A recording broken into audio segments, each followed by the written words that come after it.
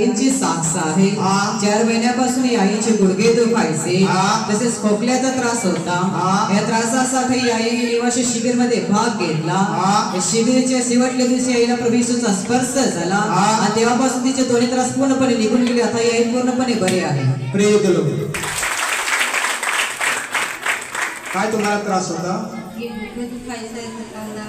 कधीपासून दुखत होते? 4 महिने झाले गुडघे दुखायचे. तेव्हापासून खोकला पण होता. मग त्याच्यासाठी तुम्ही बाकी इलाज काय केला का नाही? काही इलाज नाही केला. मग तुम्ही इकडे शिबिरला आले आणि शिबिरमध्ये तुम्ही भाग घेतले. कोणत्या दिवस तुम्हाला बरं वाटलं? बुधवारच्या दिवशी तुम्हाला बरं वाटलं. लास्टच्या प्रार्थनेमध्ये तुम्हाला बरं वाटलं. गुडघेदुखीचा त्रास निघून गेला. खोकल्याचा त्रास निघून गेला. आता खोकवत नाही, गुडघे पण दुखत नाही. कोणा बरं केलं तुम्हाला? येशूने. जोरात धन्यवाद.